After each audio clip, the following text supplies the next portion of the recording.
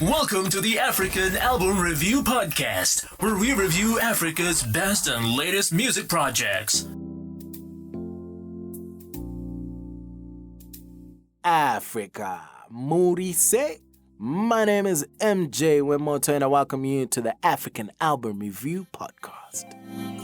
It's me again, back with something new, something fresh, something awesome. How's everybody doing today? Me, I'm good. Can't complain. And of course, I've got an album review, which takes me to South Africa, so why not? Who do we have today? A lovely lady by the name of Lady Zamar, and her latest offering titled Monarch. South Africa, what's up? Let's talk music with MJ. Album review. First thoughts. So, a quick rundown of the Monarch album. It was released May 24, 2019. 20 tracks in total, which is a whopping 1 hour, 31 minutes of music. That's a lot. Multiple producers, 2 collabos. Monarch comes as a follow-up to the 2017 album King Zamar, which was certified double platinum and had hits such as Love is Blind, El Diego, and Collide. Lady Zamar's real name is Yamikani Janet Banda, and she grew up in Pretoria, South Africa. That name Yamikani sounds Malawian though, but you know what? That's a story for another day. It's a nice name though. Album review. Let's analyze the music. This 2019 project starts with a mid to fast-paced dance number called This Is Love. It is a very Lady Zamar-esque tune in the fashion that we've come to expect from her. Catchy, predominantly English vocals on a house love song with a bit of pop fusion, I guess. I caught myself around the 2-minute mark dancing in my chair, or attempting to dance in my chair, and that's when you know the music is firing, fam. It was just levels. There's this bridge that comes in minute 3 of the song, and that was absolutely infectious. All in all, I'm sure you can tell I enjoyed this song very much. Adore is a very unique tune here. I find it to be mostly Afrocentric in one way, but very modern, dancey in another. It has one of the sweetest guitar riffs I've heard in a long time. Like, ooh, yeah. It is subtle but very sweet to the ear, which matches her vocal abilities brilliantly.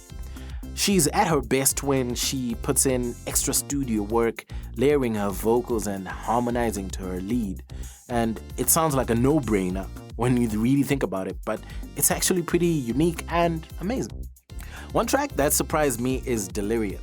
It has a distinct old-school Kwaito sound with a beat that took me back to the late 90s, early 2000s when I was a young boy growing up in the small town of Gweru, Zimbabwe.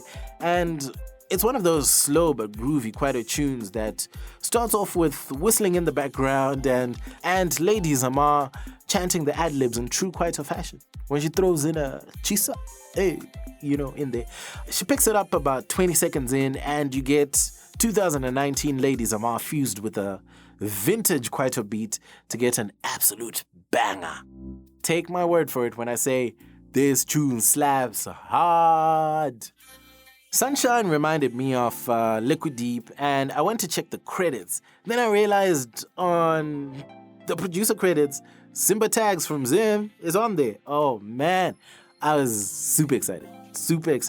I love it when my fellow Zimbos are on the map with this music there. Other than that, songs such as I Wish had a modern pop vibe, which to me further defined Lady Zamar's range as a musician. She can give just about any genre life. She doesn't go off the beaten path in terms of her song writing or singing style too much, but experiments well with the music and sounds to always kind of give it a fresh little extra thing,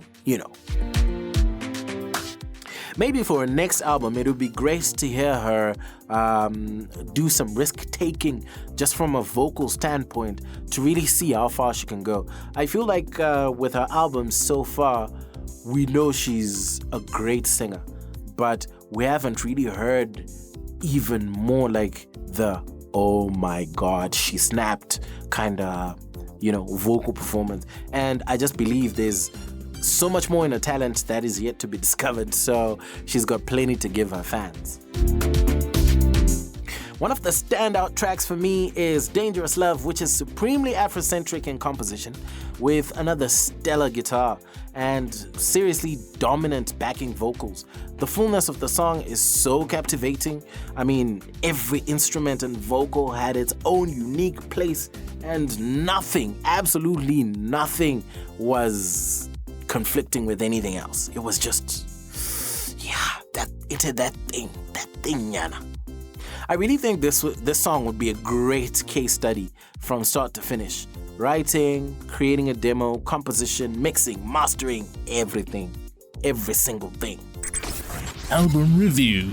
The technical side of things. This album is brilliant with plenty of high points. It's a masterclass in how studio albums should be in the realm of electronic music. I really don't think Lady Zamar and the production team set a foot wrong, to be honest. It was stellar.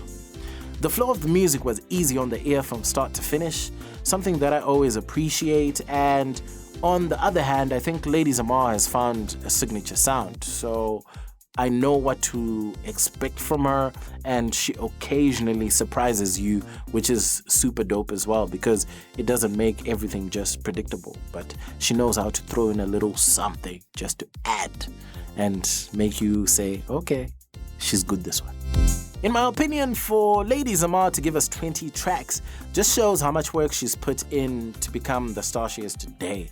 You don't just become such a star by accident. It takes a considerable amount of effort and resources to do so.